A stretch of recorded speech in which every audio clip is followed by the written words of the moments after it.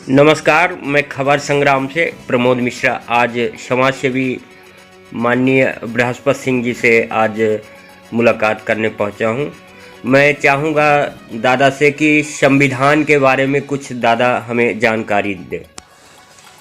प्रमोद मिश्रा जी, मैं आपके चैनल के माध्यम से सब लोगों को नमस्कार करना चाहता हूं, चैनल के लोगों को और सुनने वालों को। कल संविधान दिवस था। इस देश में बहुत दिवस मनाए जाते हैं, कहीं जन्म दिवस तो कहीं मरण दिवस तो कहीं आदिवासी दिवस। संविधान दिवस मनाया गया, मुझे बड़ी प्रसन्नता हुई।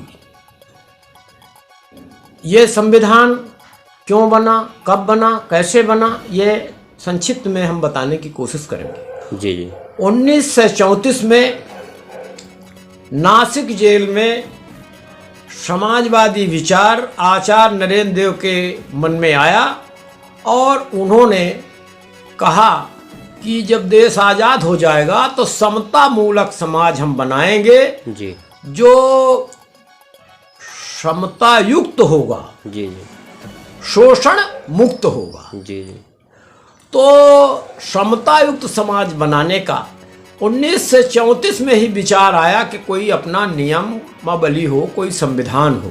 जी लेकिन तब तक नहीं हो पाया। जी फिर ये देश जब 1942 में गांधी जी ने कहा कि अंग्रेजों भारत छोड़ो, भारतीयों करो और मरो, जी तो जाके ये देश 1947 में आज़ाद हुआ। जी संविधान सभा बनी। जी देश के आज़ादी 47 के पूर्व ही संविधान सभा बन गई। जी तो उसमें करीब 100 लोग जो संविधान सभा के मेंबर चुने गए थे, वो तो भारत का जो विघटन हुआ जी वो चले गए पाकिस्तान तरफ, शेष रह गए।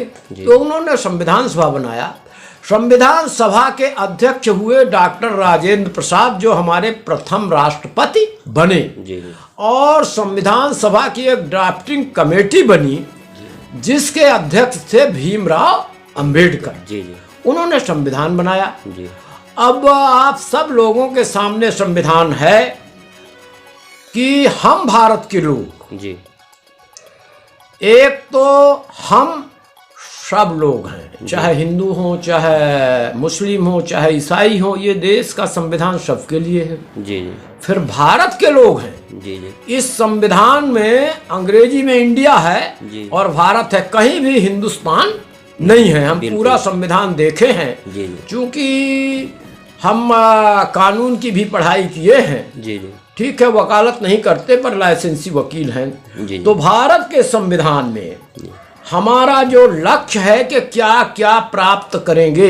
जी लोगों को हम क्या देंगे, तो भारत के संविधान में है कि हम लोगों को स्वतंत्रता देंगे, जी न्याय देंगे, जी समता देंगे। और इस तरह की समता, न्याय और स्वतंत्रता, अभिव्यक्ति की आज़ादी होगी कि हमारा बंधुता कायम होगा, प्रेम भाव कायम होगा। जी जी हमने देखा कि आदि क्रांतिकारियों ने किया और जिस आज़ादी की सपना महात्मा गांधी ने देखा, उनमें से कोई भी आज़ादी पूर्णता की ओर आगे नहीं बढ़ी। जी जी ये बड़े दुख के साथ कहना पड़ता है कि हम रस्म अदायगी करने में बहुत आगे हैं। जी जी ये देश त्योहारों का और व्यवहारों का देश रहा है। जी जी हम त्योहार मनाते हैं, जी रामनवमी मनाते हैं, जी रोज रामायण पढ़ते हैं, जी जी पर कभी जो वंचित सेवरी थी जी जी उसके घर नहीं जाते, आज भी उसको हम उपेक्षित किए हुए हैं। इसी तरह भारत के आज़ादी के बाद इस देश को पहला काम होना चाहिए स्वतंत्रता। जी स्वतंत्रता कैसे आती है व्यक्ति की? जब तक कोई व्यक्ति या समाज स्वावलंबी नहीं होगा जी तब तक स्वतंत्र नहीं हो सकता। जी स्वावलंबन के लिए हर हाथ को काम चाहिए, जी उल्टा हुआ, हर हाथ से काम छीना गया। जी जी बड़ी मशीनों द्वारा, गांधी जी कोई मशीन का विरोध नहीं करते थे, जी वो तो चरखा का भी मशीन मानते थे। जी जी पर उन्होंने कहा था ये मशीनें काम छीन लेंगी, वही जी हुआ। जी आज बेकारों की फौज प्रमाण पत्र लिए भारत की सड़कों में नहीं, जी जी दुनिया में जाके घूम रही है और काम उसको नहीं मिल रहा। जी जी फिर हमारी स्वतंत्रता का उपयोग हम नहीं कर सके, तो न हमको स्वावलंबन मिला। जब व्यक्ति स्वावलंबी नहीं है तो व्यक्ति स्वतंत्र नहीं है। बिल्कुल बिल्कुल जी। और दूसरा काम हुआ, जो समता की उन्होंने सोचा था, तो इस देश में आज सबसे अधिक विषमता बढ़ी है। जी जी। देश में जितनी पूंजीपतियों की संपत्ति बढ़ी है, अब पूंजीपतियों की संख्या बढ़ी है, उसी अनुपात में गरीबी बढ़ी है और गरीबों की संख्या बढ़ी है। जी। ये तो अच्छा लगता है जब हम कहते हैं कि 80 करोड़ लोगों को मुफ्त में हम 5 किलो अनाज देते हैं। क्यों हमको 5 किलो अनाज 80 करोड़ लोगों को देना पड़ रहा है? जी जी। इसलिए कि 80 करोड़ लोग स्वावलंबी नहीं हैं। 80 करोड़ लोगों के हाथ में काम नहीं है। 80 करोड़ लोगों की ये क्षमता नहीं है कि वो अनाज भी खा सके 5 किलो, माने उनकी आवश्यकता पूर्ति कर सके। ऐसी व्यवस्था हमने नहीं बनाया, इसलिए 80 करोड़ लोगों को आज 5 किलो अनाज देना पड़ रहा है। अब वो जो घोषणा हुई है अखबार में, उससे लगता है ये अनाज तब तक मिलेगा जब तक दूसरा चुनाव नहीं हो जाएगा। जी जी। तो क्या केवल सत्ता के लिए, वोट के लिए ही सब कुछ होता है? जी जी। तो फिर देश के लोगों को न तो न्याय मिल पा रहा, न तो स्वतंत्रता मिल पा रही, न तो समता आ रही है। ऐसी स्थिति में मैं देश के तमाम बुद्धिजीवियों से विनम्र निवेदन करता हूं कि भारत के संविधान की जो ये कल्पना है, या भारत का जो संविधान के उद्देशिका है, उसको आप पढ़ें। हम मिश्रा जी को पहले कहे इसीलिए कि संविधान में जो हमारा है, इसको आप लोगों को तक पहुंचाइए। मेरी आशा है कि इस देश का बुद्धिजीवी, इस देश का नौजवान, इस देश का शिक्षक, इस देश के गुर्जन, इस देश के कृषक, इस देश के मजदूर भारत के संविधान को लागू करने का प्रयास करेंगे। क्योंकि अभी गांधी जी के बताए हुए रास्ते से इस देश का किसान जो आत्महत्या करता था, उसने 1 वर्ष तक सत्याग्रह किया। अब वो तब उसको करने दिया गया जब भारत के सर्वोच्च न्यायालय ने कहा कि शांतिपूर्ण आंदोलन करने का हर व्यक्ति का अधिकार है।